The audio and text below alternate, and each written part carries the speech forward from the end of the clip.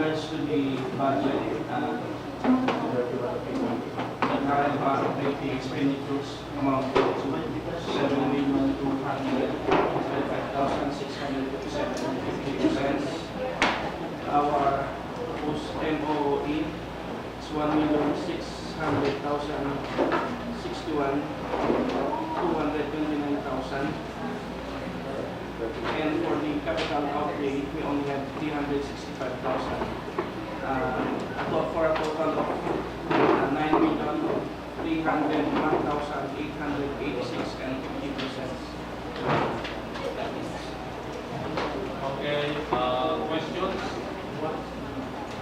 Yes, Councilor. Thank you, Mr. Chair. I just would like to follow up on our request yesterday.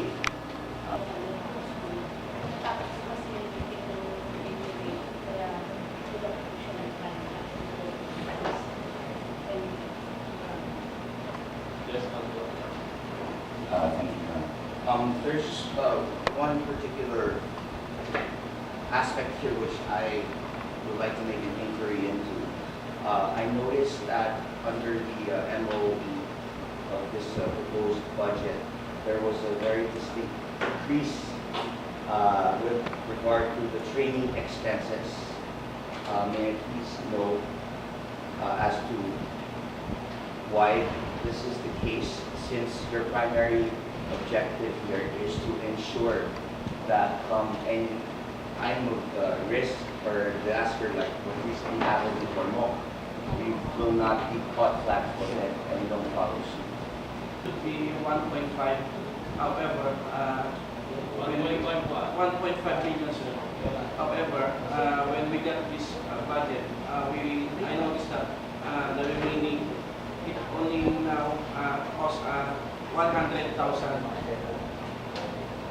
So I don't know bakit po lumit po yung training namin sapagkat inigay po namin yung mga required na training po sana para sa susunod na taon para po yung mga tao natin ay ma-equip po sila ng mga kaalaman sa pagliligtas po sa mga disaster po.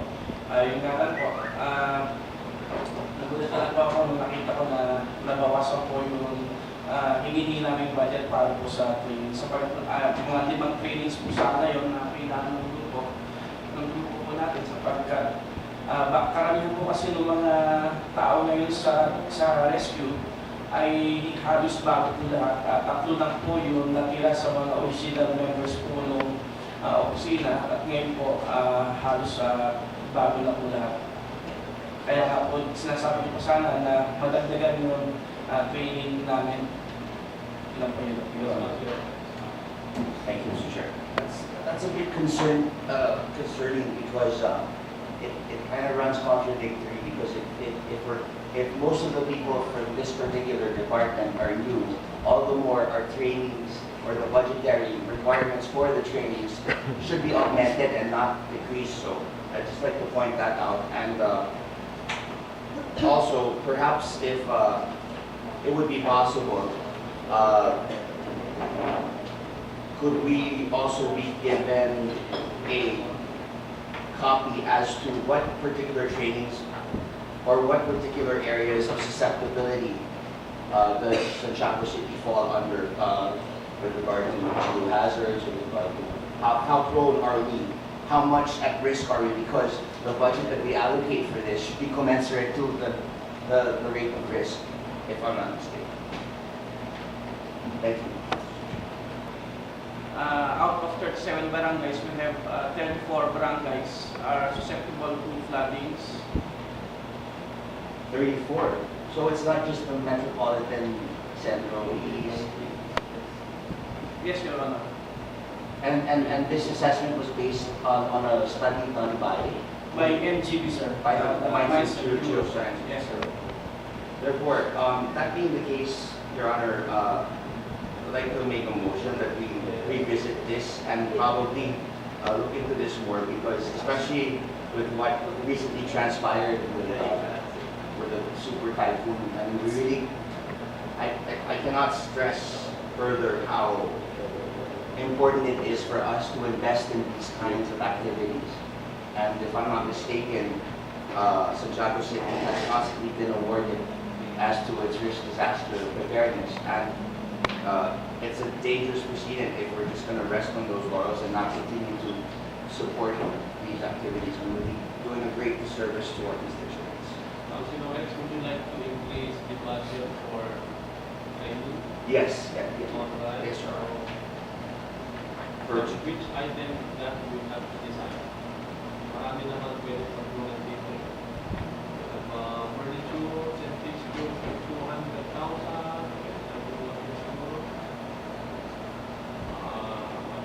Library books. So, marami.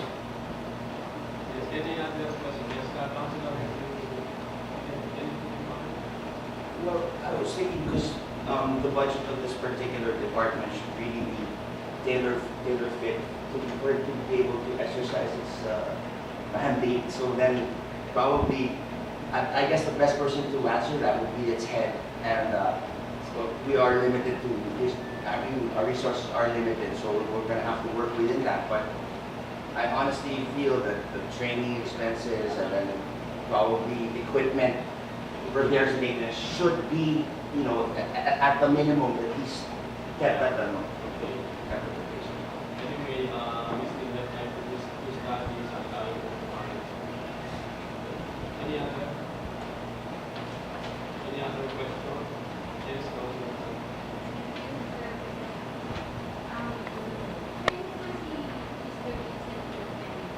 Yes, madam.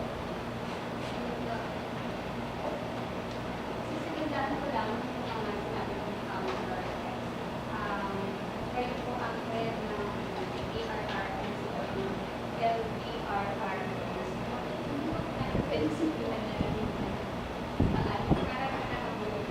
Anyway, may mga plano po ba kayo kung halimbawa if sa pag-security will be by Moonlight Miranda, may naka-ready na po ba tayong plano?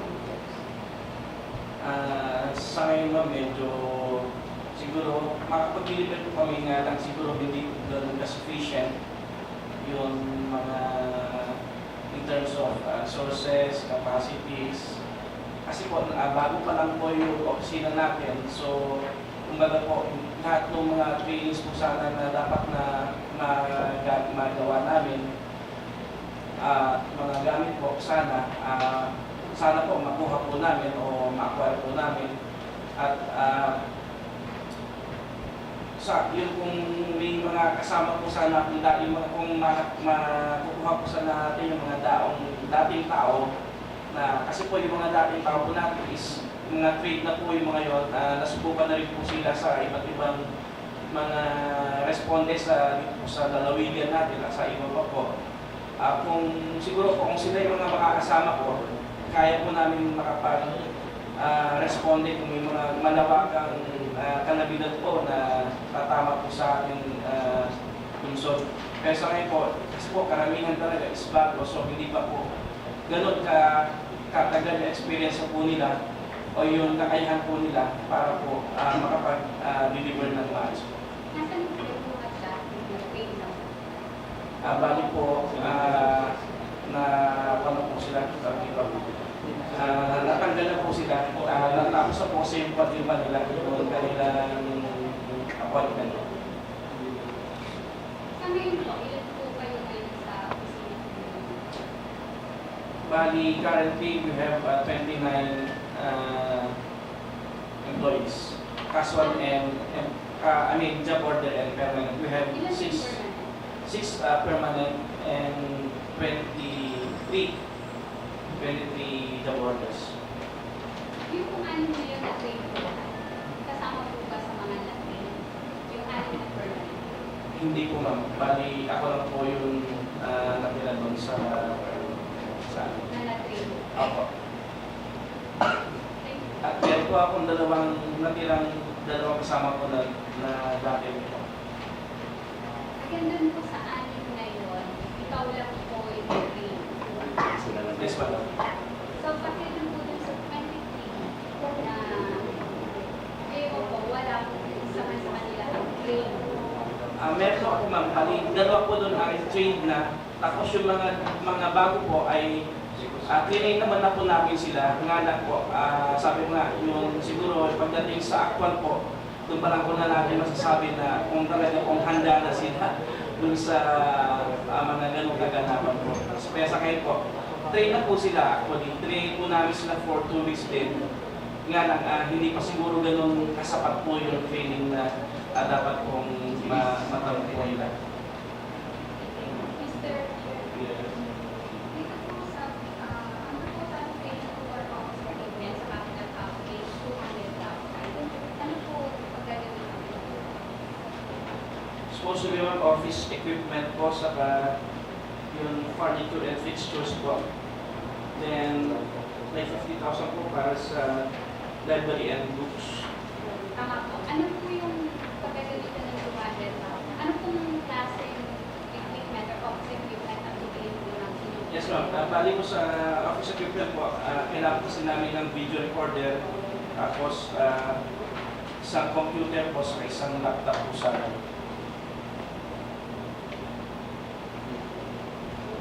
at doon naman po sa nakalagay dito na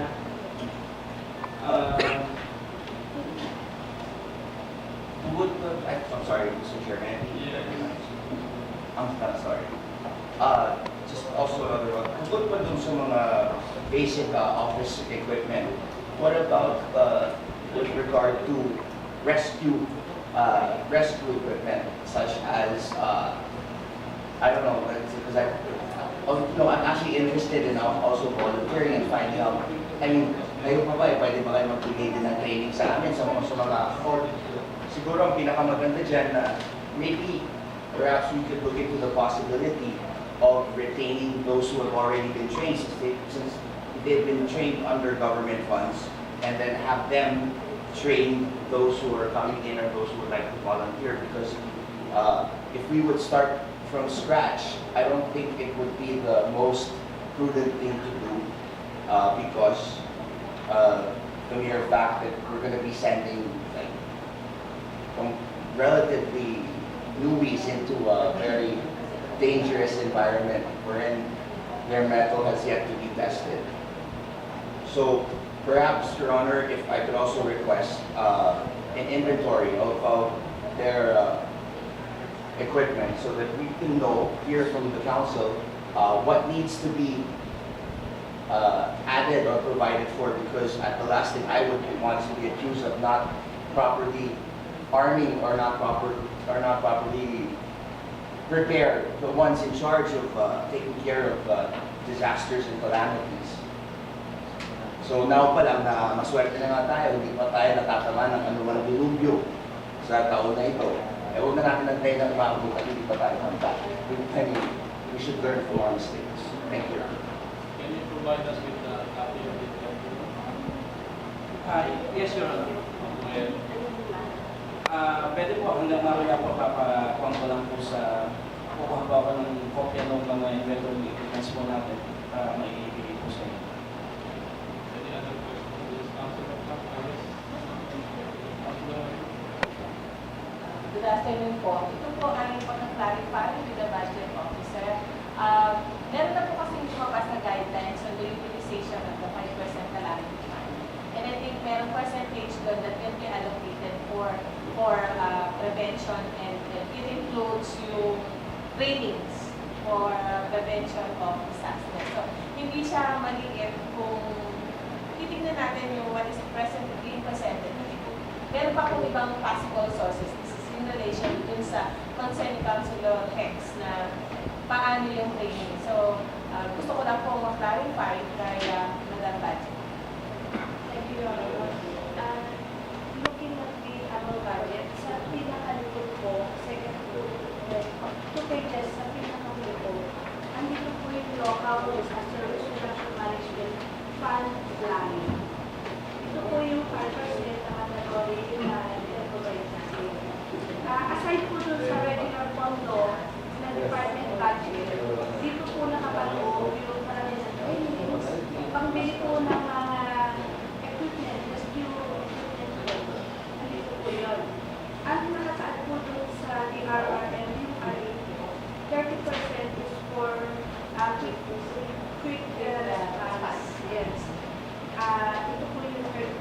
then 70% po sa preparedness and mitigation. Plan po yan. Dito po yung training, capacity building, mga ibang activities po na under po sa purposes to utilize ang 5% Okay, so also it's all here, nandito Yes, po sir. lahat ng mga Yes, all the other tinatanong ko na provide.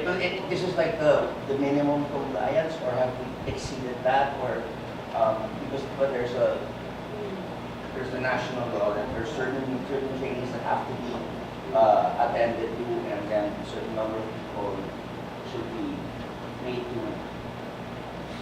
Your Honor, we can exceed the 5% allowable. No, I'm not saying like exceed the 5%, but with regard to the training seminars, I mean,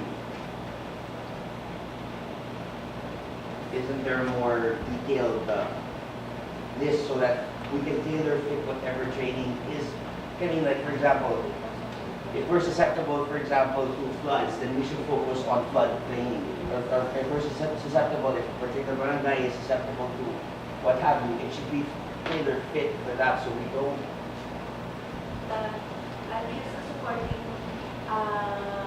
DPA activities po. Okay. Well, then, Honorable Chair, may I please request that we be provided also with the detailed. Detail of trainings to be funded under the 5% calamity fund, particularly on preparedness. Actually, sir, nandito na po sa page na to, sa page the programs and projects activities. Nandiyan po yung ambulance operation management training. We have the emergency medical technician training. We have the search and rescue, urban search and rescue training. And we have the swift water rescue training and scuba diving training. What is that? What page? The functional statement for us, sir. I just want to make sure that all of these trainings will then be covered, and you will also, in your department, will also be able to send these people. And initially also, what is the basis of you, I mean, for you to get someone to work? I mean, how does the structure work? I mean, I'm sure they're all rescue team operators. Shouldn't they have like a basic minimum of training for them to even consider being tapped as part of your team? Yes, sir. They have to be trained before you send them to any rescue operations. So, kasi po, ang dami po kasi training yan. So kumbaga po hindi lahat pwedeng magaling lang sa vehicle accidents, hindi lahat magaling lang sa water search and rescue, hindi lahat pwede sa high and low angle rescue. So kaya kailangan po lahat ng tao natin is lahat po ng mga trainings na ay alam po nila para po kung ano man po yung situation is kaya po nilang banbalan. So, aside from do you have like a basic minimum? Like for example, I'm sure all of us in here pastor kasi ganyan lang.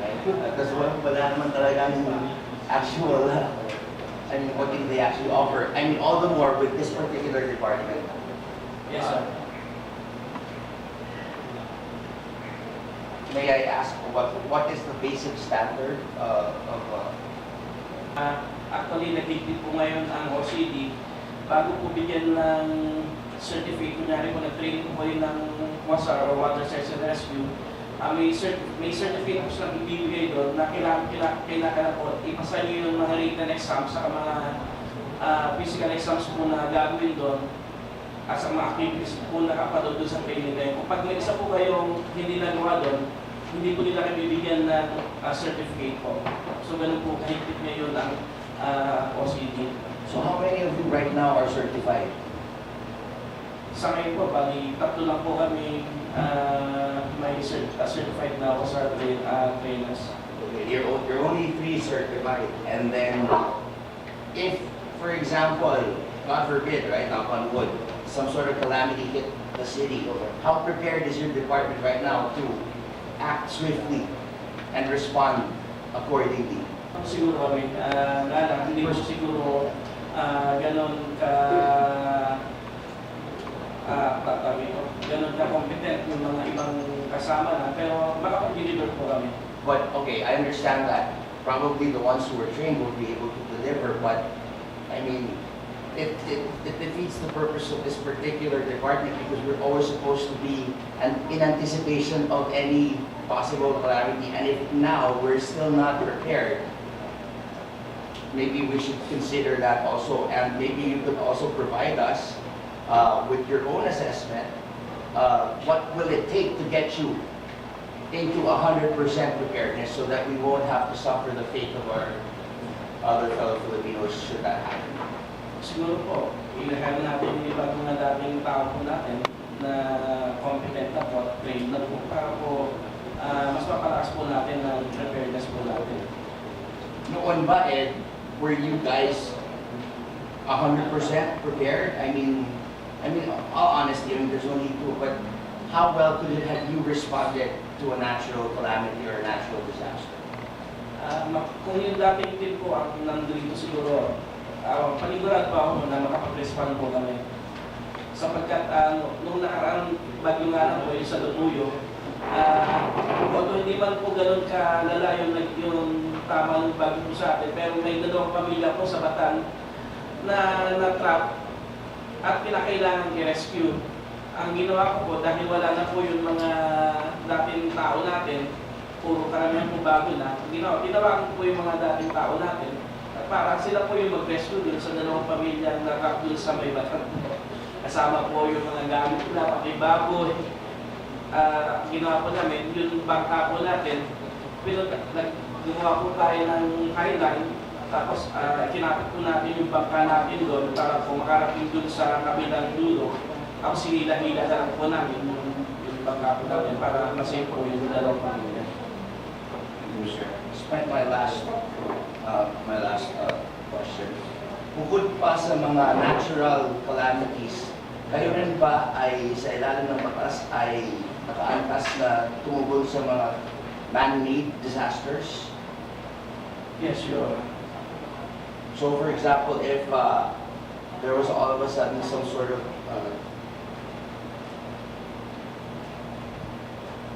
with regard to solid waste management, and it would probably affect detrimentally our surrounding ecosystems and the health and the welfare of our constituents. Would your department be the one to take the lead with regard to that? No, Your Honor. Siguro po kung sa tulad ng gano'n po, mauna po muna ang Senro na mag-assess po ng situation kasi wala pa naman po kami training regarding sa mga gano'ng bagay, wala lang sa mga hazardous materials, wala pa po kami training. Pero makakapag-deliver lang po kami doon in terms doon sa mga pag-proceed lang sa mga tao or kinakailangan ng CPR ng tao, yun po siguro ang magagawa po namin. But you're also tasked to prevent people from entering into dangerous areas and of the like, or any public nuisances that do clear and present danger to the well-being of our residents. Am I not mistaken? Pwede po natin isangguni yun sa magiging health agency po nung department na yan kung may karamihan po. Pero kung kami lang po, siguro wala po kami ng autoridad na kami mismo yung hindi magpapapasok sa mga sa danger zone po. Trabaho na po siguro ng kung sino man yung namunong agency niya, siguro at mga kapulisan po namin. Yun po siguro kami trabaho. Thank you very much. Thank you.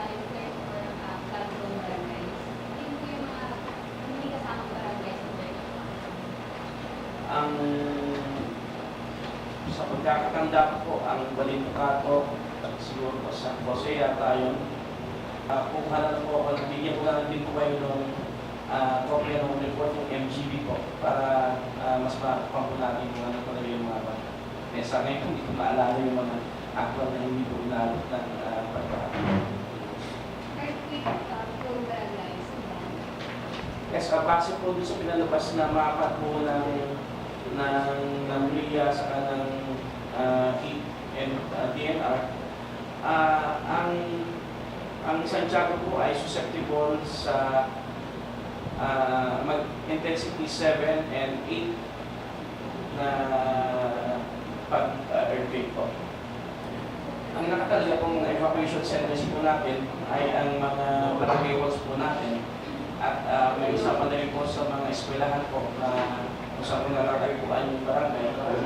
So, doon po ang yung pa po. Dahil sa akin po, wala pa po tayong tinatayong evacuation center po talaga. So, yun lang po ang mga pagka natin sa mga community centers. Yun po muna ang evacuation center po natin. Based on the nature of your duties and responsibilities as well as your staff, you're pretty much thrown into dangerous situations. Therefore, shouldn't your staff also be entitled to hazard pay? Yun nga po sana hinigilid namin kung pwede po mabigyan ng hazard pay sa paghatid na lang po ng matakbo kasi ang mga kasama po natin sa mga vehicle accidents na lang po. You're risking life and limb to save our other people and you're not getting hazard pay. You've never received hazard pay ever. Never, sir. Maybe it's about time you should.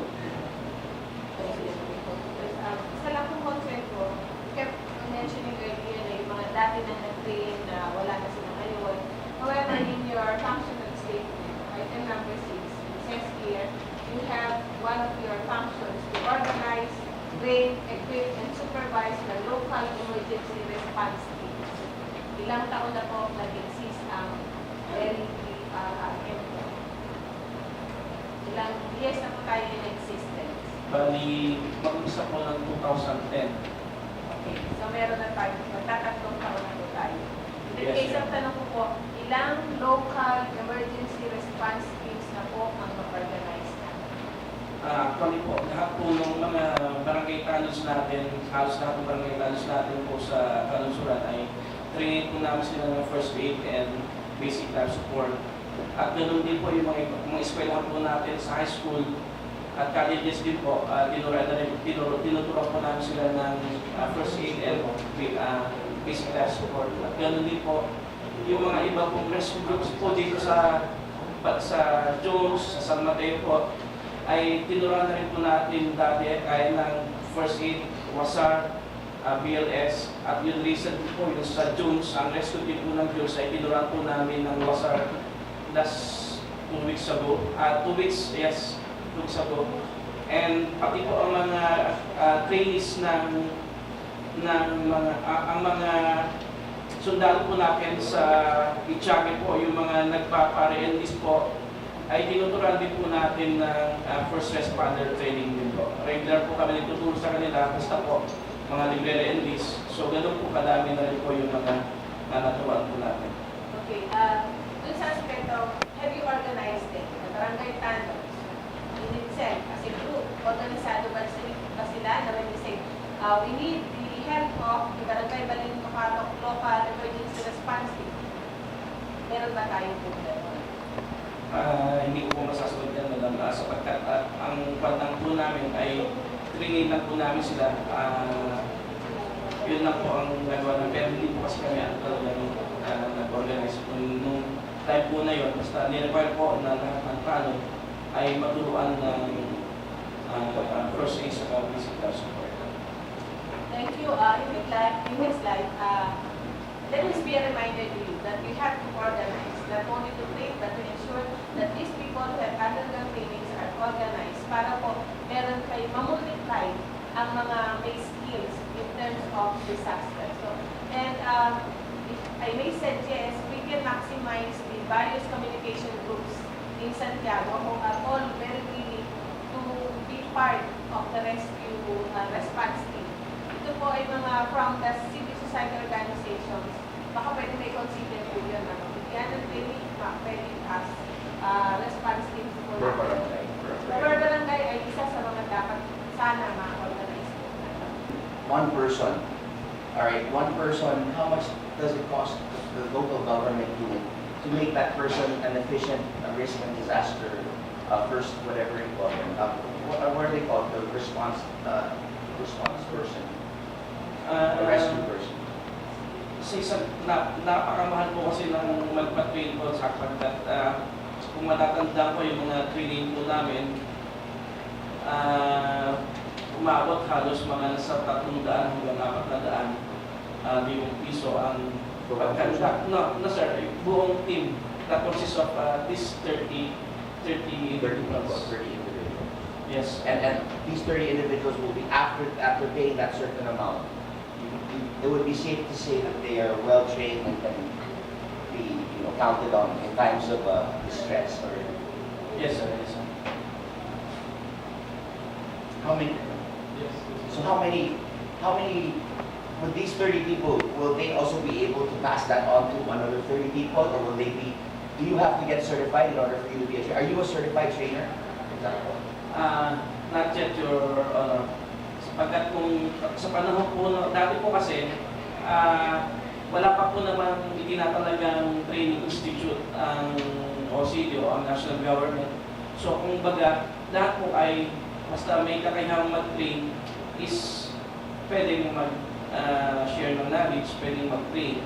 So pero sa ngayon po, may lumabas na po yata ang regulation na kailangan may manggaling po manggaling sa OCD ang mga trainings po. So ganoon po ang nangyari ngayon. So medyo mahigpit na po ngayon, hindi po tulad ng dati na basta nakapag-training ka at kaya mong ituro sa iba.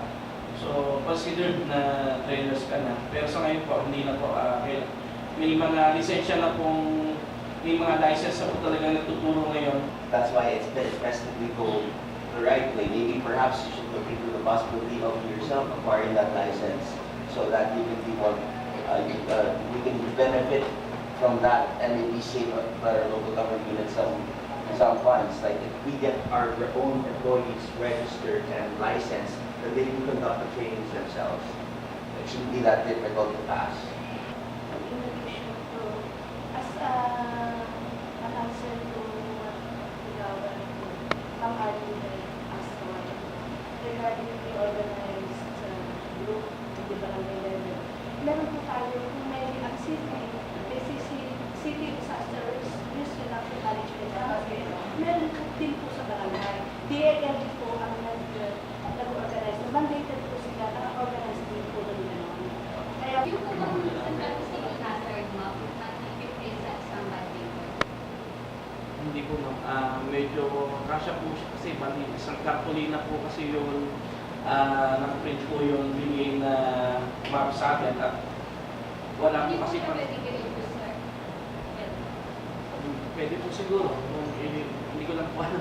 Kasi, pero meron po tayo mga yung hazard map po dyan. Nga lang wala po kasi tayo, wala pa po binigay na soft copy po na Sa hard copy lang po yung nasa opisina ninyo.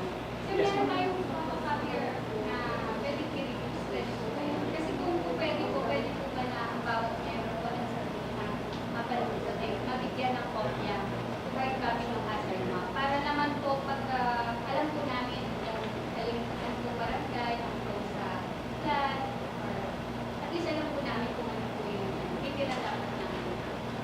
Sa ating representative ng disaster office, no? So dito under sa capital outlay, nakita po natin sa motor vehicles, wala akong fund, no, na nakalaan mo dito. Sa ngayon, no, Sir Vincent, ilan po ba yung mga ginagamit po natin pang-operate sa office ninyo? Thank you, sir. Sa ngayon po, meron po tayong 2 ambulansya, isang galloper, at may dumating na rin po yung dati nating isang fire truck po sa isang lorry.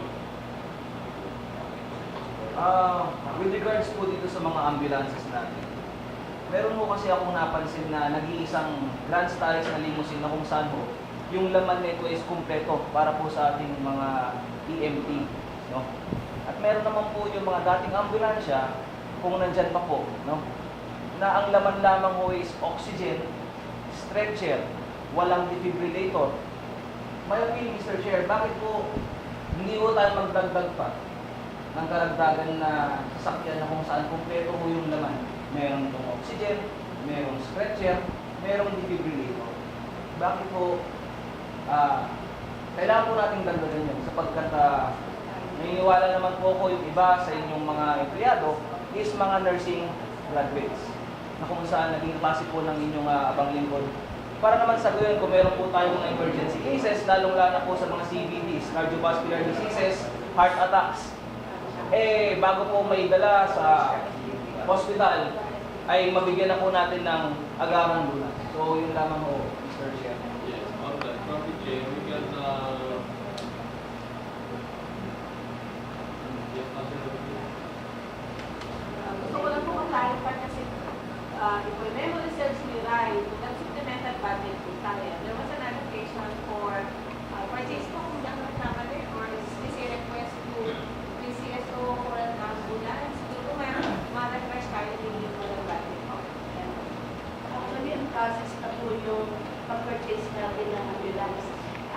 Fully equipped ambulance po ang nabigyan ng ating CBA. Yung isa po na request na evidence po ng proposition sa galing sa PSCP. Pero yung fully equipped po, meron na po ang process na po yung procurement. meron din dito sa item ninyo ang telecom expense mobile 773.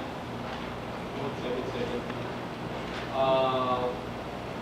30,000 pesos. Kailangan pa ba itong mirate ng mobile? Kailangan din sir, sapagkat di naman po natin masasabi na baka po biglang pag dumating isang kalamidad, mag-down po ang mga cell sites o ang mga transmitter po natin. So, kailangan pa rin po sir naman.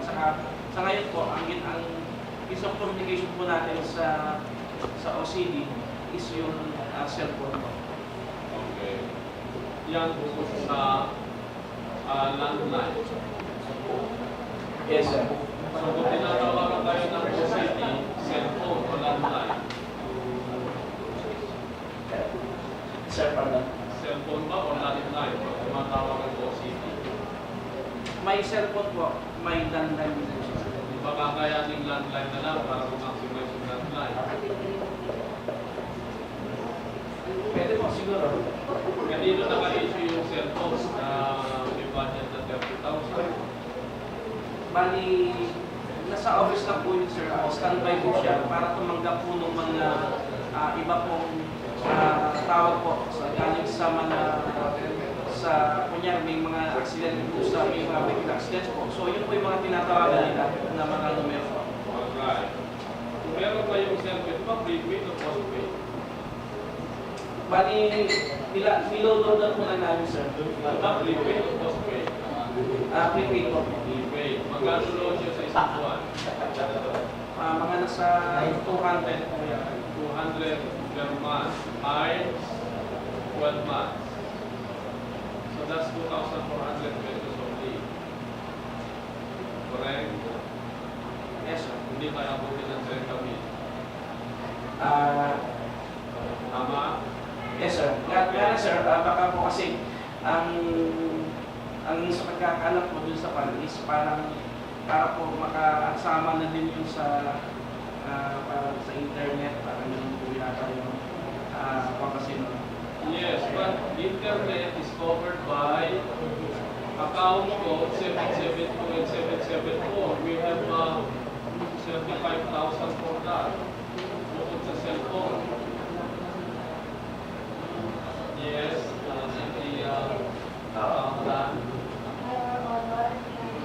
Our budget, 1,000 is for 2,500 monthly communication allowance. communication allowance. So for cellphone, Whatever yung ginagamit existing phone or on-card and envelopes.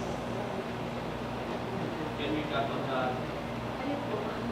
Okay. Pero If body nag-email might, po kasi if body might consider lowering this amount, 30,000.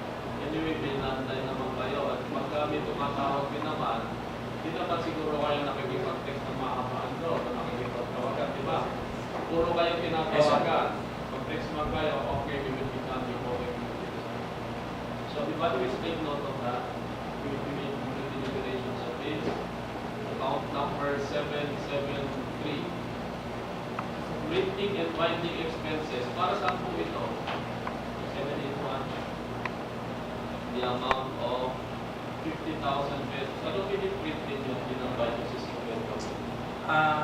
Meron po tayo mga tinatawag na mga entry books po.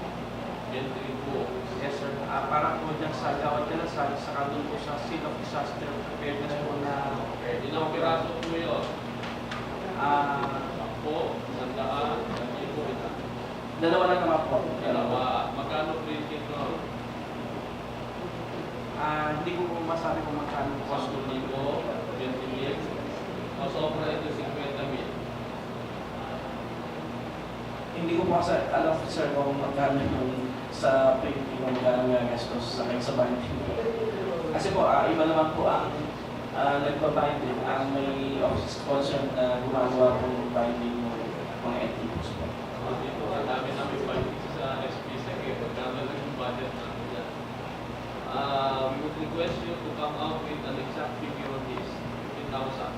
Under account 781. Your Honor. Yes, Councilor Beck. I just also want to find out, because I believe that our city used to have, or it probably still has, one of these special response numbers that anyone can dial, and it's 24/7. It's like a hotline, and they should be manned like 24/7. Perhaps we can ask the department the status of this particular service that we have so boldly been Rescue 206 line. Is this still active? What is the status of this? And if it is not, may we also inquire as to the reason why it's no longer maintained, and what is the alternative now for our constituents when an emergency arises? Who are they going to call? Sa ngayon po, sir, yung number natin, 206 po, ay hindi po nag-materialize yan. Tumawag po at sumunod po kami sa NTC at sabi po sa NTC na may nirequire po sila ng DIFG na isa na lang po ang calculating numero at yun po yun 117. So para isa lang yan, para maging na lang po siya, isa na lang pong numero para sa lahat ng emergency. So 117 na lang po ang pinatay. So hindi rin na pinayagan. So if I call 117 now, may sasagot sa atin dito. No sir, bali tatawag po kayo sa 117, tapos kung ano po yung emergency nyo, tatawag po sila sa office. Parang gano'n po ang sistema. Or nung mobile phone. 24/7 po yun, mobile phone. Yung sa office po ma'am. Ako, Yes ma'am. anong number niyo? 0942 50 80 888. And sir, 24/7. Yes sir. Yung Yes ma'am. pangalan sa opisina, DRRM, 305 2766. 305, 2766. So 078. 24/7. All right, Mr. Chair, you have a proposed annual budget of 50,000, that's 30,000 pesos for mobile, no? Ito na lang gawin natin. May matitira pa dito, anyway, savings siguro. Mag-maintain kayo ng tatlong telepono. I think that's a good deal. Yes, yes. One Sun, one One Globe, Smart. and one Smart. I-post ninyo yung number ninyo sa conspicuous places ng Santiago City.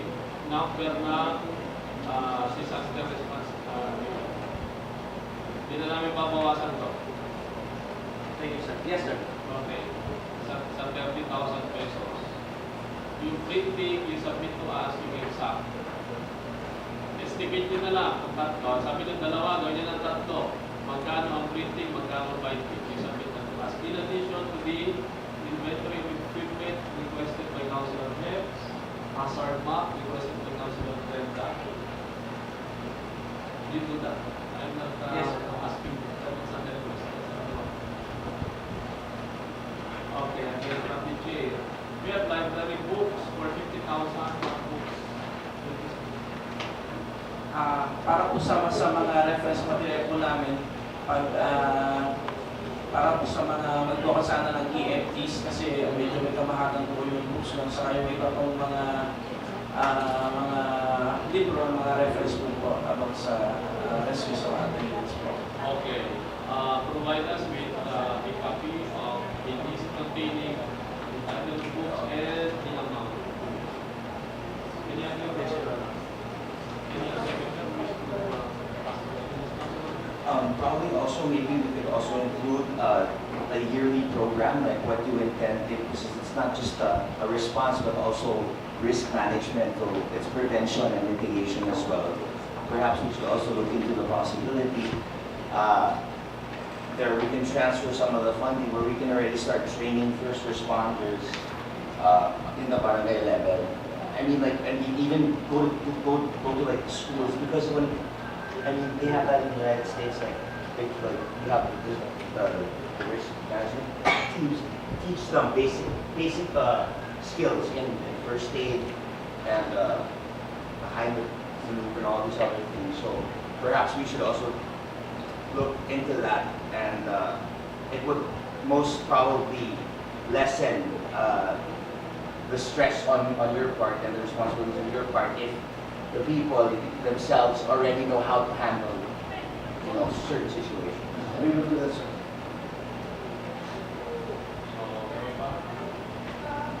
Again, this 2013 you have 50,000 budget for telephone, mobile.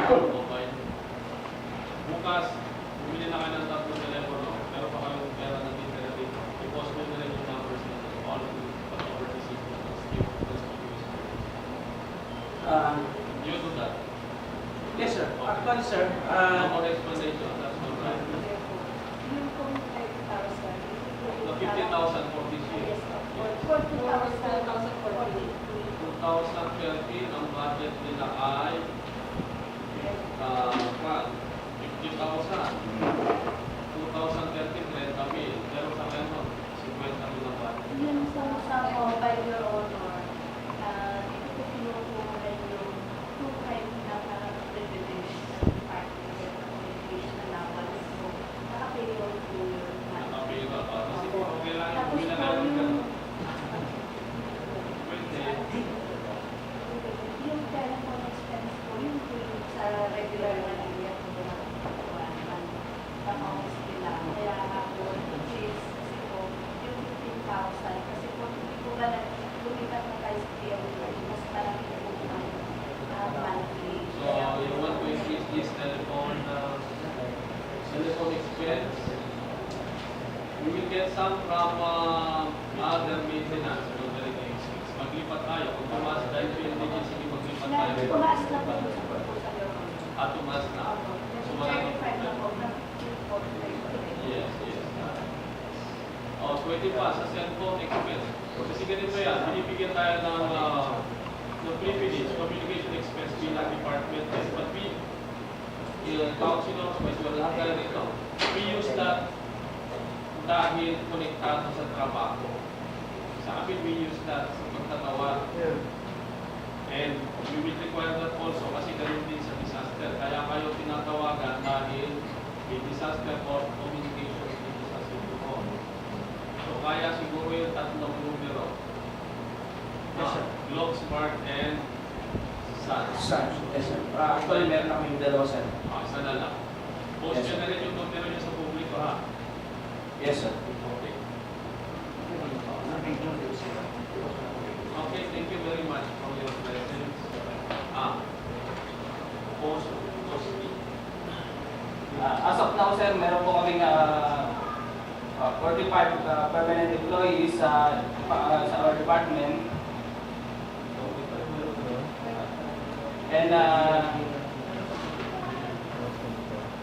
43 job orders.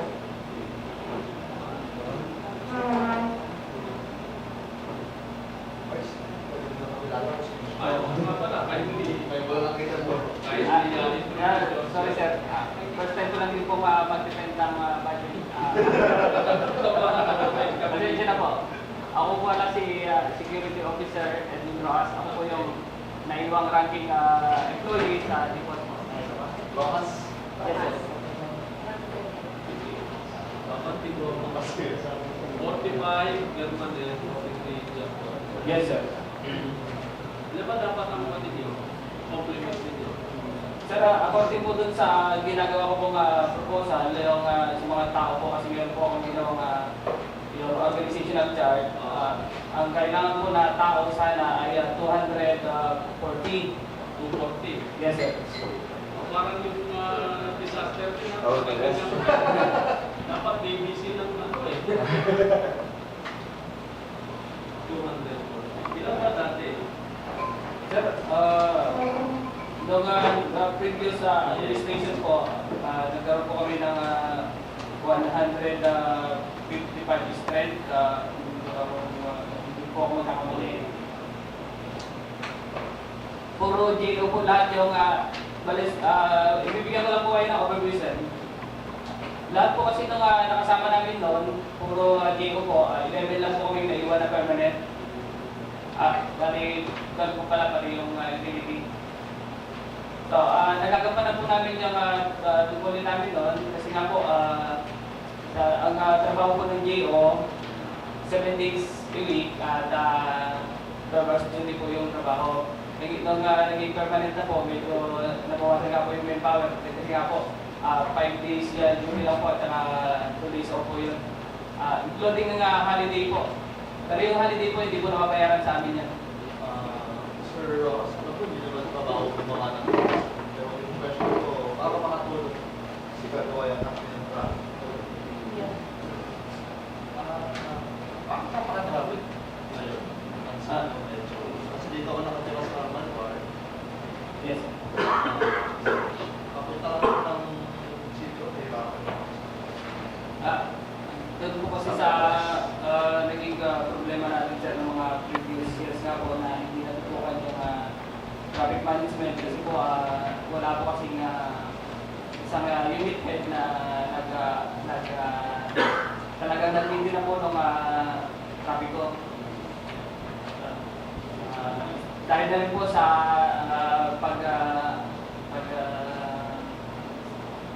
pag-asenso po ng Santiago, dumami na rin po yung mga sasakyan, yung mga tricycle. Yung po existing na 6,000 na may prangkisa, nadagdagan pa po yung mga kolorong na gusto rin po maghanap buhay sa Santiago. Nagmipana na rin po yung mga terminal ng van at saka yung mga dumarayo po sa atin na mga bumuo po ng organisasyon na regarding po sa transport. Hindi po naman namin may patupad na maayos yung ordinansa sa kadahilan ng wala po kasi kaming naging programa yung previous at ako nga po ay nandito para bago lang po ako naging rose from the rank and wala po ako naging power to yung magbigay po ng direction sa opisina lang. Alam po, limitado yung mandate ko ngayon dahil po ako sa Hindi po ako na officially na kapatid. O pala, ranking lang. Anyway, actually kami naman ang may pabaho niya. Subukan nyo na talaga ba na basic profit rules to implement it. yes, sir. Yun nga po, itatap po natin yung mga barangays around po ng metropoplasyon to help na rin po sa amin. I-train po namin yung mga barangay tanod na magtutulong sila ng traffic direction and control. Sir, sino po ang OIC? Wala pa po ma'am na ibigyan ng resignation as official office. Kaya po different kayo po yung budget for AOSP? Yes ma'am, ako po kasi atong nag-prepare nito. Kayo po. Ako. Kasi po sir, nakalagay ito ang nag-prepare po ay Napalitan nga po dahil nga po wala pong official. Anyway, for the record kayo pang nag-prepare. Okay. May additional lang po kumaroon na ibinagdag po si Biro sa kanila. Sir, here, this is MOE, other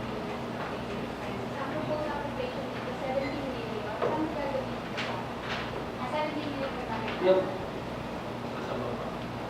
sa maintaining and operating expenses, ma'am. Yun po kasi ma'am yung nakagisnan ko na rin po. Yung pag nakita ko na rin po, taon-taon na gumagawa ng budget na yun nga po yung pinagpapasweldo sa mga lupon at tanod po. Grupo at talent po.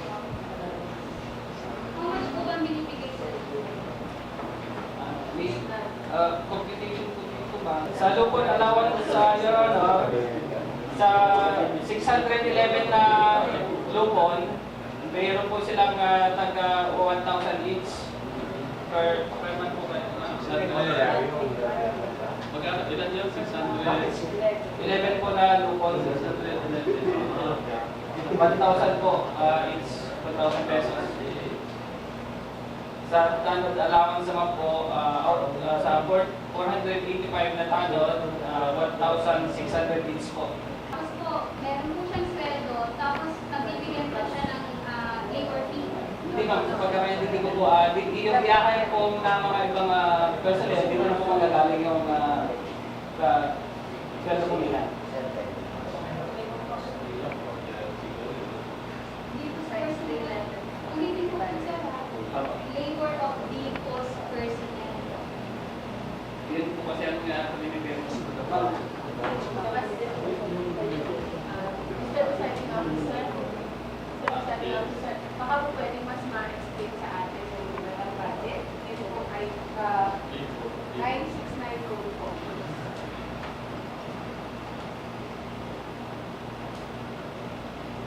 Your Honor, under the other entity of operating expense, account code 969, yearly po ito, since last year is 16 million, pero nakulang po nung supplemental time yun. For the 611 coupon allowance, 1,000 each, and the 485 dollar. Meron po kasi ibang BPOS personnel na ano budget cost. Ito po yung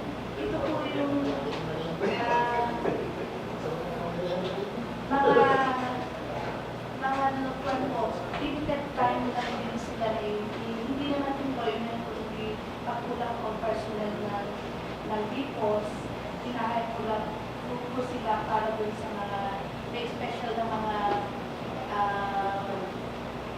activities po tayo na po sila kaya po yung account po na or specific justification lang po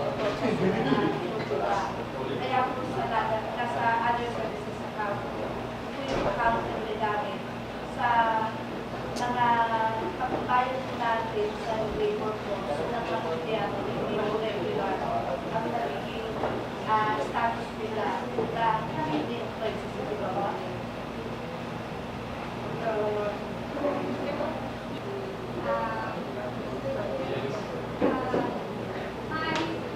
I actually moving karoon po tayo ng provision sa ating ordinance enacting the annual budget stating that the appropriation for other maintenance and operating expenses under the POSC or the Public Organization Department shall be exclusively used for the payment of honorarium at 1,600 for 485 talon and 1,000 pesos for 6 months of Agency of the services. So, kung lilimit lang po natin doon yung 969, paano po yung mga pagkakataon kailangan talaga natin ng additional manpower for the services of hospital? pwede po natin idagdag labor of pwede po ba meron dito sa gamitin natin? Hindi naman po actually pwede. Kaya po napag-ibig natin dito kasi pagka nakapasok po sila, consider na sila supervisor. So we can use that po, labor of business personnel. Pwede po natin i-revenue.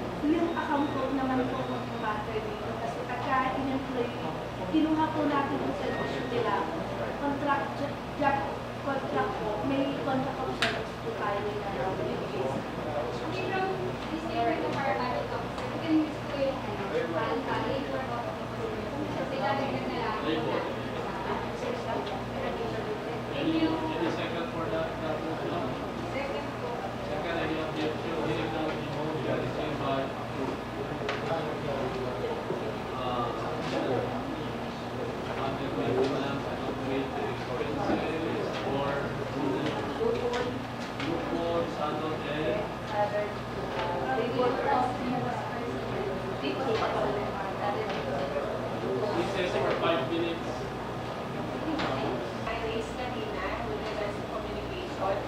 namin, naka-allocated po kasi for communication under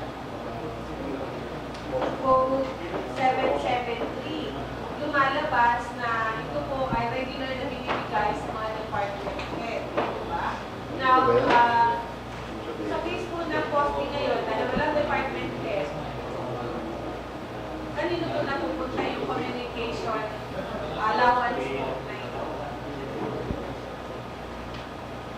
Ay, so po si accountant ng bigay. So, wala pong tumatanggap ng communication allowance. Now, ito po yung tanong. Very important po ang papel ng posting in terms of traffic management, no? And basta po may minsan ang hinahanap ng tao, hindi po is posting. So, kailangan po meron silang allowance for that para meron din po sana tayo ma-post na hotline number ng posting. So, how do we resolve po yung ganitong sitwasyon? We have been suggesting to the mayor na mag-granted siya ng OIC para merong mag-supervise, then that will give the accounting department of the executive delivery. Kasi nagpadalay na po sila, hindi naman siya eligible kasi sila, matanda na yan, pero hindi si Mr. Perez, kaya hindi ko pwede. Kaya nag-ignaano na naman yung office order. Hanggang ngayon, di ba sila nila?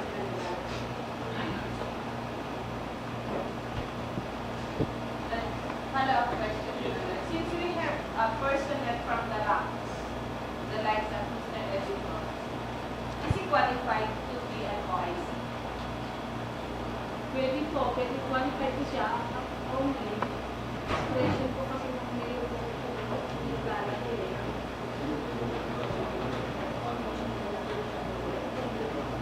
kailangan po namin ng office order para basis namin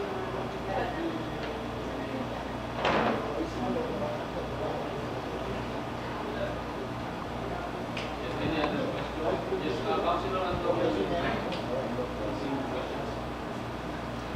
Thank you. Regarding dito sa program project and activities, dito sa one patrol car, cost ng mga billion. Saan kukunin mo sa Yes, Your Honor. Yung propose ko po kasi na patrol car, nabawasan po yung fund. Ang na-approval lang po yung motorcycle. Kaya po nawala po yung budget sa patrol car.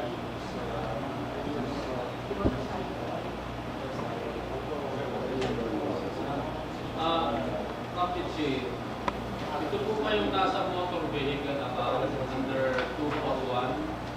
Yes, Your Honor. So naging 600,000. Yes, Your Honor. Ano po to? Isang motorcycle lang o ilang piraso? Apat po kasi yung nakalagay na unit na pinapropose namin, Your Honor. 150. Apat.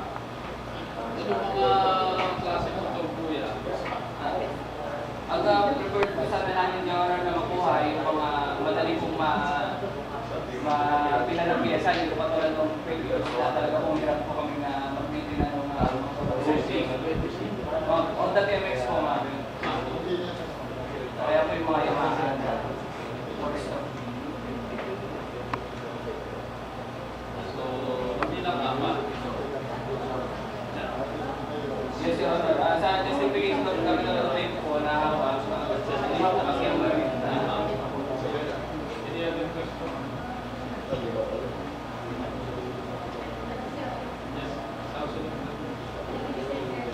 Yung calculation yung for this fiscal year, noong 2013, motor vehicle is 500,000. yes, Your Honor. Nagamit po ba? Yun mga po, hindi po namin nakagamit yung allocation po sana para sa motor vehicle po sana yung mga Bakit po? Hindi nagamit. hindi po po namin na i-process yung tsaka yung Kasi po hindi ito pa po ang namin nilagay namin para bili po ng motorcycles. Dahil alam naman po namin na kailangan po talaga motorcycles. si Hindi na po namin approval kay Mayor. Sir, also approve na po ito 500,000. May authorization na. Sir? Di ba sila nagkakaroon? Hindi po sa namin gumagawa ng request regarding po yung Kasi from January 2013, pwede nyo nakapos mga remittance na purability. So kung magagamit nyo po itong 500,000 para sa motorcycles, ilan na lamang po ang kakailanganin ninyo for 2014? Yes, ang plano po kasi namin yung sa motorcycle po na yun, yung pong dalawa magagamit ng traffic management, yung dalawa sa tricycle regulatory unit, at yung dalawa po para sa security po, sa inspection po ng mga supervisor, security supervisor sa buong Santiago, kasi po yung malalayo yung mga metal installation natin. Meaning, alin po yung kailangan? Opo, sana. Kasi po tinanong po kayo kanina, 5 po yung sinabi ninyo. Yun po yung additional po po sana sa susunod na taon. Yung Di ba, ang tinatanong po ni Vice Mayor po kanina, ito pong 600,000 na proposed appropriation. Ang sagot niyo po, tama po ba sa kayo po?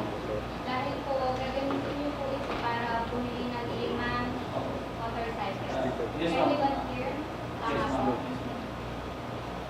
Kasi po ma'am yung pondo po nitong current year, hindi ko po alam kung aprobahan nga po, kaya nag-propose po ulit ako ng panibago. Kasi nag-aalangan So, po kasi ilan po po ma'am. talaga ang kailangan mo po ng opisina po ninyo? Anin po sana ma'am yung kailangan. Ito pong 600,000 pang 5 motorcycles. Yes ma'am. Yun po sana, yun po ang nakalagay sa justification po. So kung gagamitin po itong approved na appropriation po for this year, 500,000, ilang motorcycles po ito?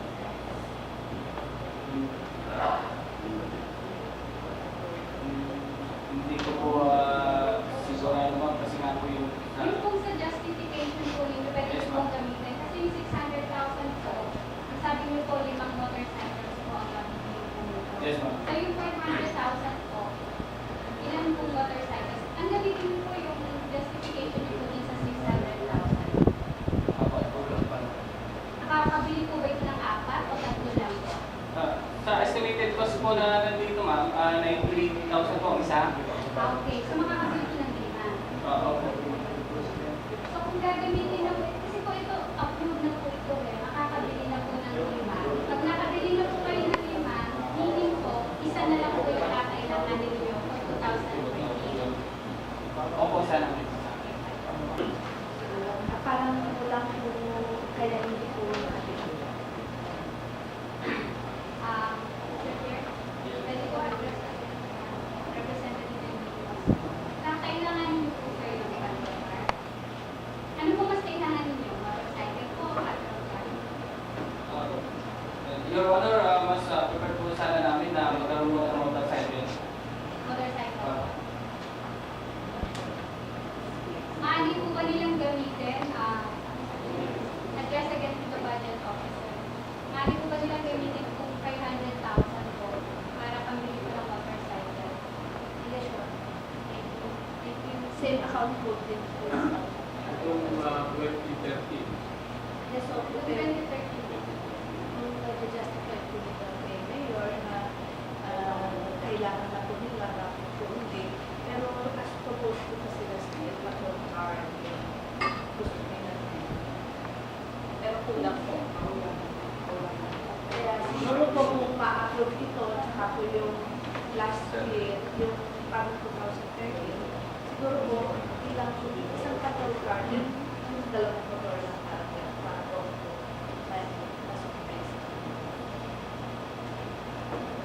So, ibinaw na po natin. So, yung 500,000 for 2013, nandiyan pa rin. At pwedeng ibili na motorcycle instead of patrol car. 2013. Yes, sure. They have to say.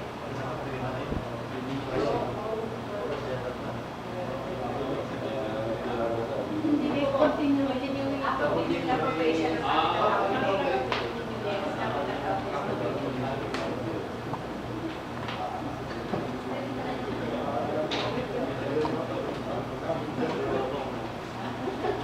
Okay, any other question for Post B?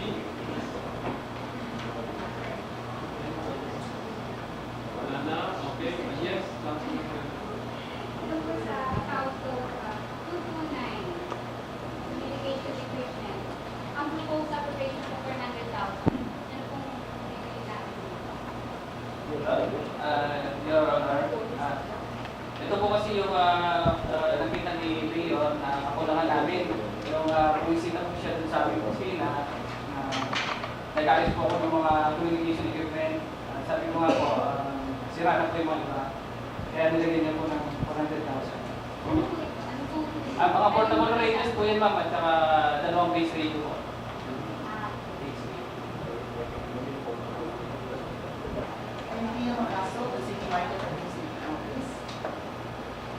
Our proposed budget for personal services for 2014 is 12,183,390.60 pesos.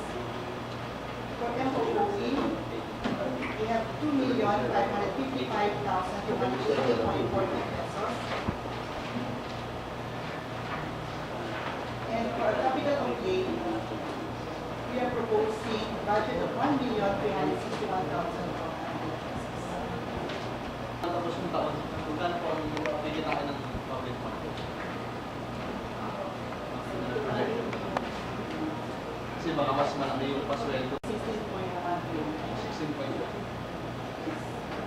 Ano yung pasweldo? Ang pasweldo natin, sir, for permanent employees is 5,593,000.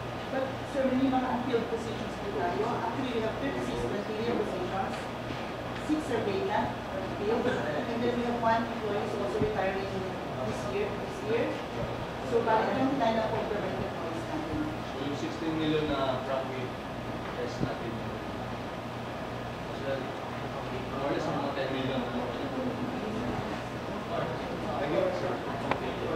Any other? Yung po bang building mula doon sa producers na yung Lockwell hanggang doon sa yung mga balik sa dulo. Sa highway, alam niyo highway. Sound pa mo ba yun? Structurally sound pa ba yun? Sir, based on what I hear also, kung nasaservice ko kasi yung pesos, yun po yun ang ating pwedeng posihan sa market value. Napaparent po yun ang mga 40,000. 14,000. Yes, yung sa tapat ng highway, magkano pa rin doon? Mga private so, okay, ma-compare natin kasi yung highway lang. Magkano pa rin doon pa rin? Pero, it's more than 1,000.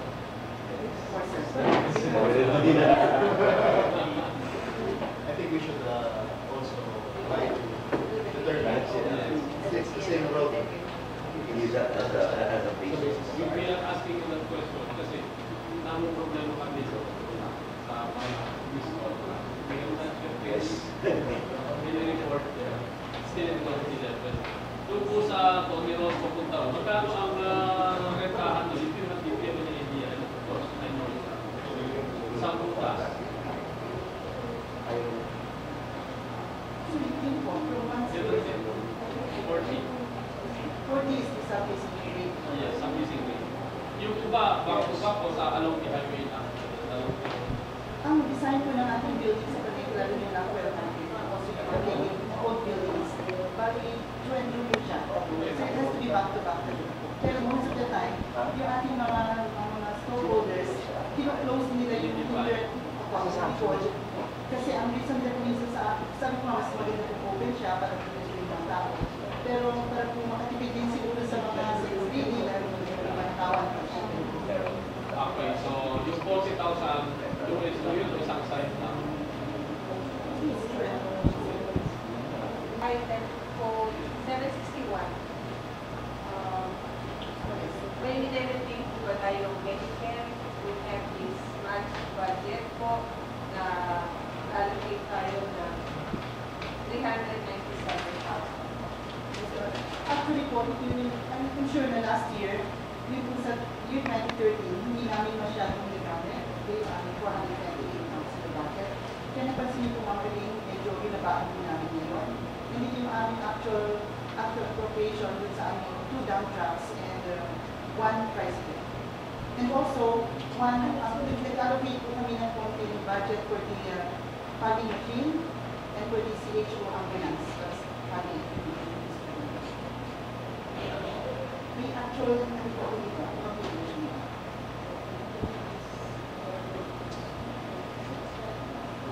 So yun po, ating dump trucks, ito po yung sa pagkakot ng basura sa loob ng palengke.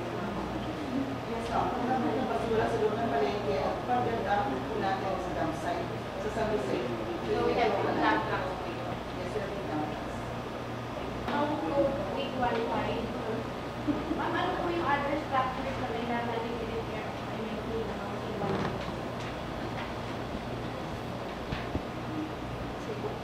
Ang ating po, ang sinabi ng City Market Administration Office ay nasunog, no, sa aming museum. So, nag-propose po kami ng publication, parang like cubicle ng market. Health and safety sa building ng market. So, yun sana yung intention po namin. And also, yan po, kung hindi natin pa ang repairs. So, palengke madalas po kasi mga unexpected natin na mga sisira. So, Application po for 2,000 years sa capital outlay. Amount to 1,478,000. Yung gamit po ako. Wala po record ng aming expenditures for last year. So, I'm sure na meron naman kami na safe pa. Pero ito po ginamit din po sa mga repair. Like yung aming old public CR sa private area. Meron po mga repair naman. And hindi ko wala po kasi ang record ng mga ibang mga expenditures. Pero most of these are sa mga days sa mga buildings.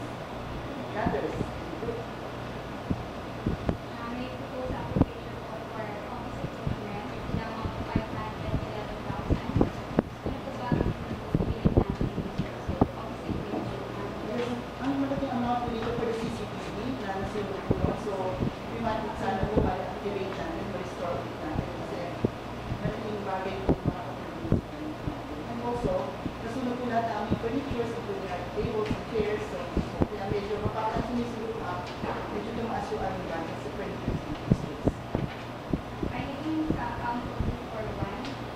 Proposed application po 700,000. Kapag-delegate, ano po ang bibili natin ng isang pero? We are proposing sana po to buy another dump truck para po talagang mas maging efficient yung ating waste management system. So, yun ang dump trucks ng market.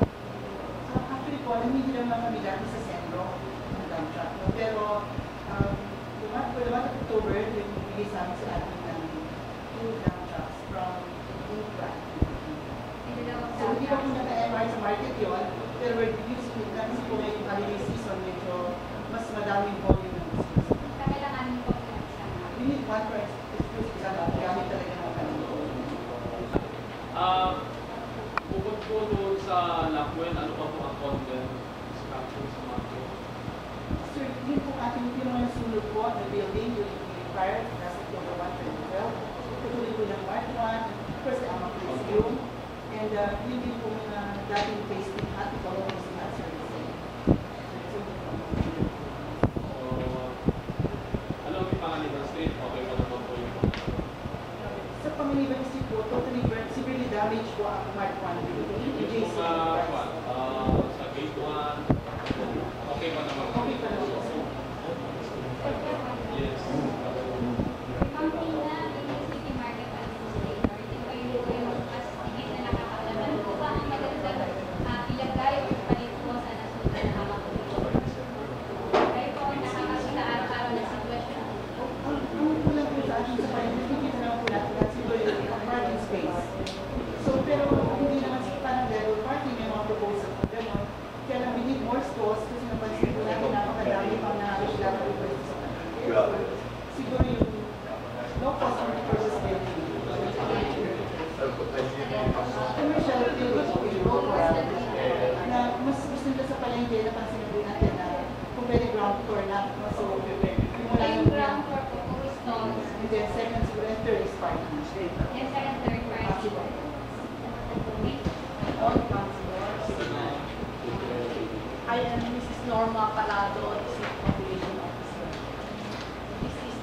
budget for the office.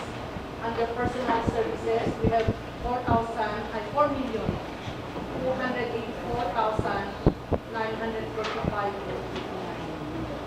Under the MOOE, we have also upgraded 1,558,000, and under capital outlay, 50,000.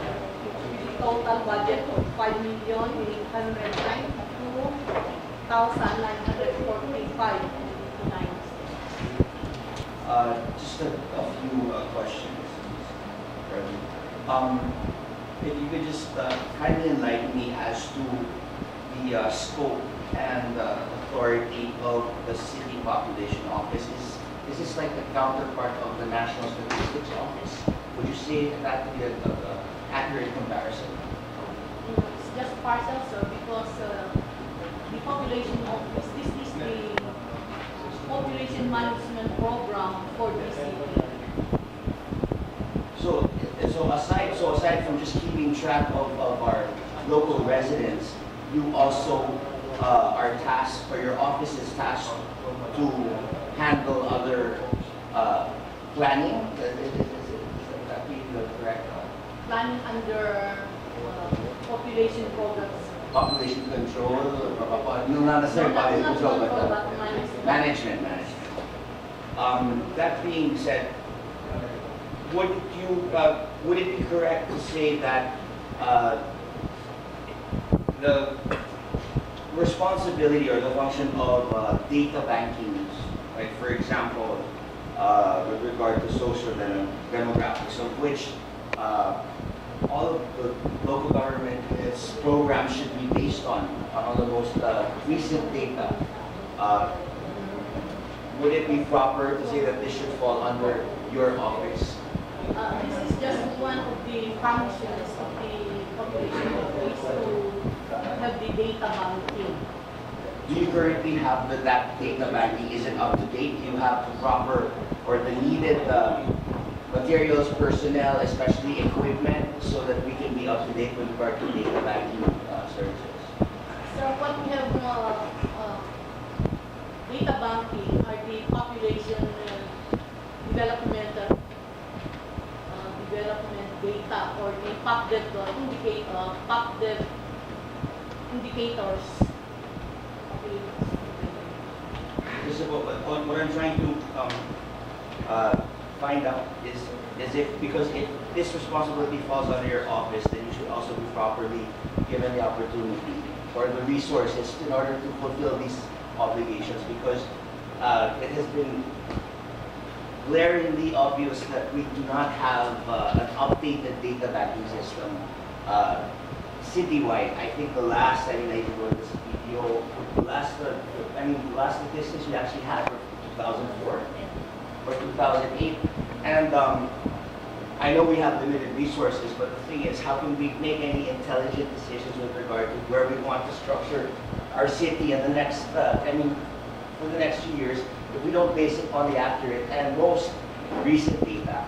So, and I would think that probably this should fall under your office, so I would like to recommend that an allocation be made in order to probably centralize this and make your office the center for all of the data banking needs of the entire city. So mostly ng mga data came from the other department, and especially sa CPDO. We just gathered them for data banking. You have the staff complement that goes out into the field and actually takes down the information, right? Because I feel like there's like a disconnect somewhere, because it's not, maybe it would be better if it's centralized and we have one body in charge of that entire data banking system para hindi nagkakaroon ng duruan, and we can actually make more intelligent decisions with regard to how we want to, or how we foresee, like, how to address, like for example, if we go to Barangay Victory Norte, can we, like, with the SNAT-4 figures, find out how many poor families actually live there? What kind of livelihood do they provide there? And you have very unique opportunity to gather all of this information and then make it readily available to those people. Yung mga ganung data po, yun po ang meron sa aming population. So complete social demographics, like for example, how many of these families live beneath the poverty line, how many of them actually go to school, how many of them have finished college, etc. etc. Nakuha ko ng office.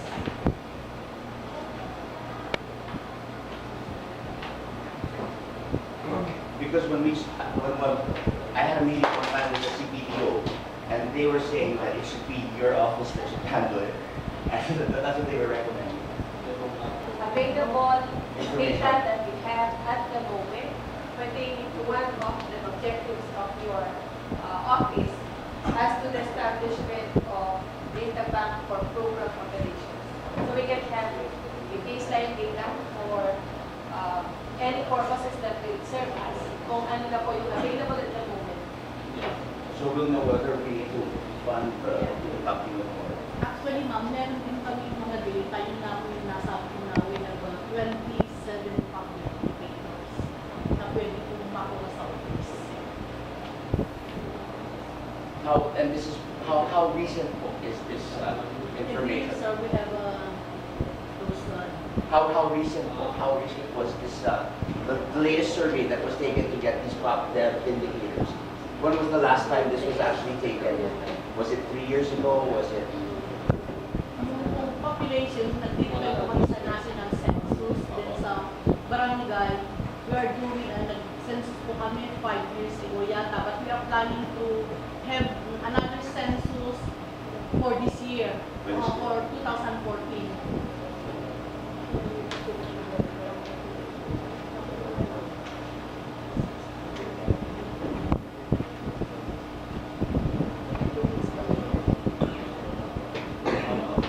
So it's five. So I'm sorry. So the most recent data we have is 5 years old.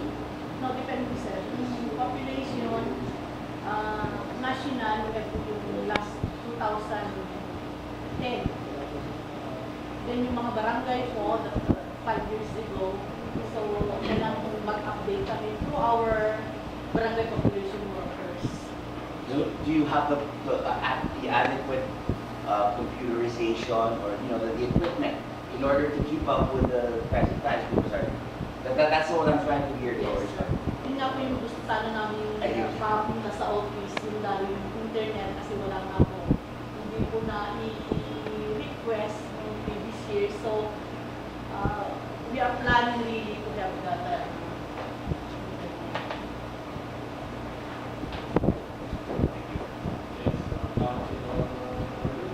Yes, i-reiterate ko lang po yung request that you be provided with the latest data that you have indicating therein anong taon po yun.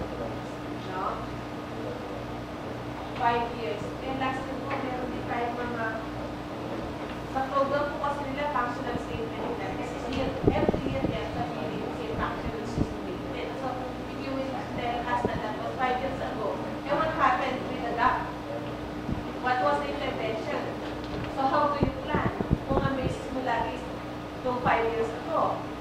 So how do you measure your achievements every year? Ano ba ba? Ano po tayo? So yun po yung aking request. Please kindly provide us with that data. Kasi hindi na naman po for compliance, nilagay natin ang functional statement. Ito din po budget hearing will also serve us to know where are we at the, where were we a year ago and where are we now? And where are we headed to after a year? Because every time that we will be budgeting, dapat nakikita natin din yung development na nai-employ natin through our programs. Now,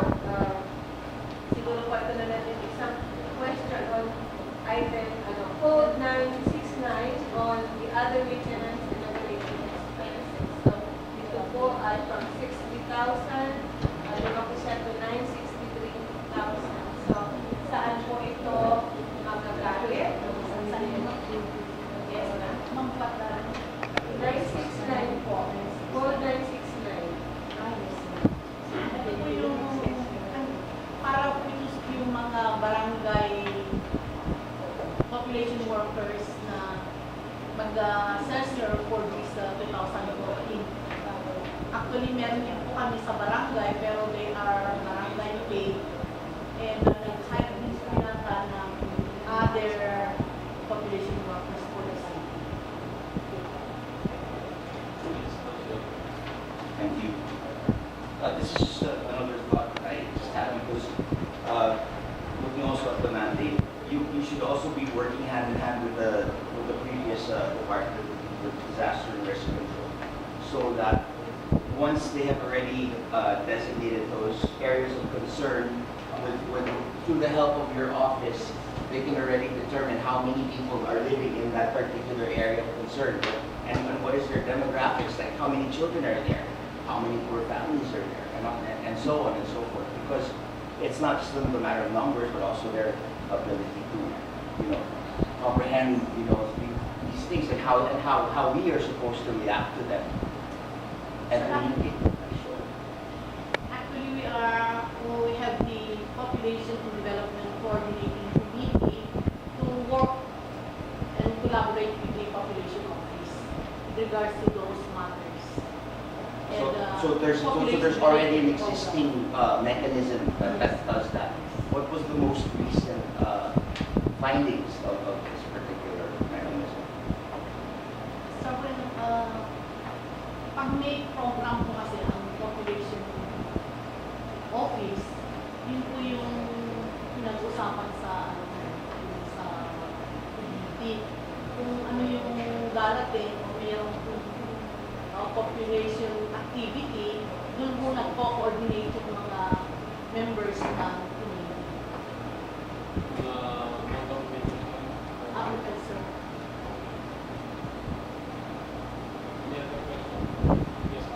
Another request, ma'am, kasi po your office is also on our frontline inventory basic services. Pwede po mag-request if you can provide us with a calendar activities that you are targeting for 2020. No, yun po yung calendar of events and activities, the program that you're going to undertake for 2020. Say, for January, what is your focus in January? On February, what is your focus? On March, kasi looking into the implementation schedule, it's from January to December. So, supposedly, meron po tayo implementation. We already finished. Yeah, so hihingi na lang po kami ng kopya. So, we know where we can get into in partnership with you on the various activities you are doing. You submit the monthly ang Ay, whole year kasi na. yes, Another question. Ano po ang basic task ng barangay population worker? Number one po nga yung pag-update ng population kasi may monitoring sila, ng function sila, nagbibigay sa amin, pag-update. Hindi ako pala sinabi natin kanina 5 years, pero yun po kasi yung talagang census na sinabi ko ng national. Pero yung sa kanila po na-update din kasi kung meron ng population sa kanila, na-determine po yun yung birth and death, gano'n din po yung migration ng barangay. So yun yung isang function nila, mag-update ng mga ganung reports, mag-survey kung kinakailangan po. Kailangan din nilang mag-motivate ng mga clients, especially sa family planning. We encourage them to do the function para maparami na po yung ating acceptors. So, they will be hired for a year po. Yes, ma'am. For 1 year, they will be monitoring. Pero, ma'am, yung hindi po yung nakalagay po dito. Pero sa office po, meron kaming mga barangay population workers since our deployment 1977 na wala pong bayad. Pero siguro nung may mga other volunteers na rin na binabayaran. Kinoordinate po namin sa barangay, punong barangay, nabigyan din sila ng kahit na konting requirement. So, this will be a part from the barangay population worker. And you hire a paid by the luma po dati na barangay maintenance. Yun po paid by the city, how many retaining? Naka-budget po dito na 37 BPWs. One per One per barangay. One po ba? Barangay. In the record, so, dalawa ang naka-indicate. Two per barangay. Kasi akala ko ma-release yung honorarium nila na 2,000 kaya ang alam ko. 1,000. So 1,000. 1,000 per month po. So, Per tao, pero dalawa per barangay. Okay. And consent with, ano din po kayo, member po kayo na LEPRAC? Local Poverty Reduction Action Team? Ay, we're not notified. Kami nga hindi member dyan. I think you should be active with the Local Poverty Reduction Action Team because this concerns millennium development goals, which includes maternal health and children and women, and we have the data. Kaya nga, sa tingin ko, you make yourself felt by the CPT. Baka nakakalimutan na kayo. You should, para mas active.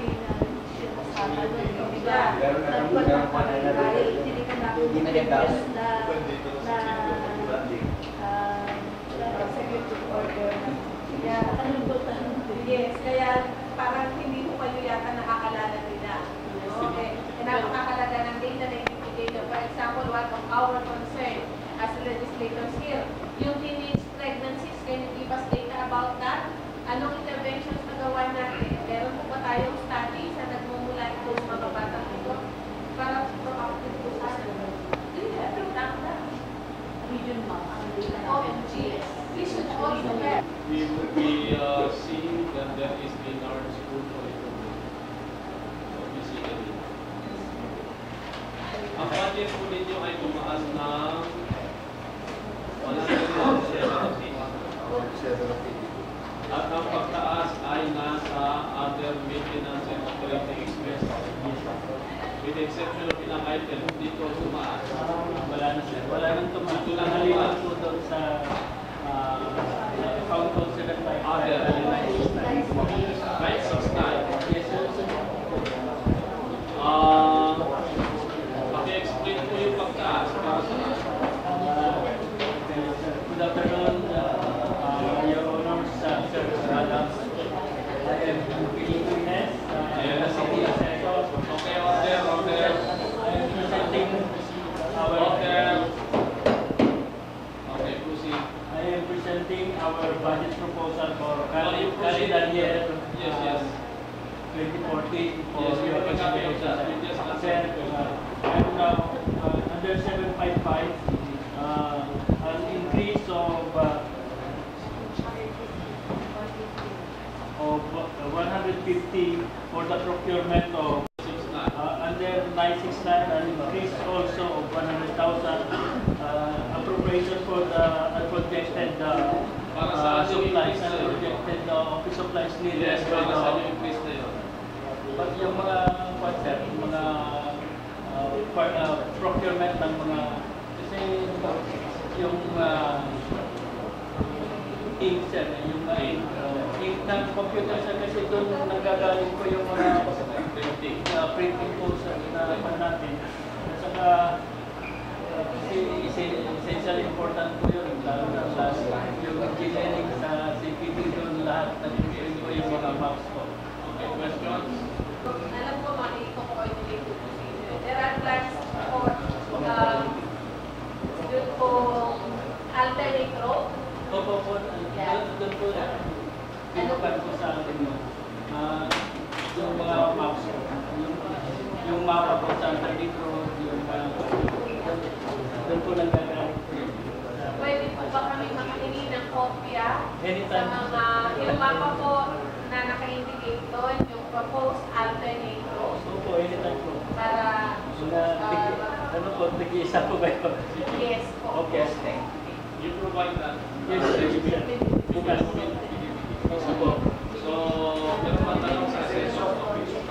Yes, sir. Okay, thank you for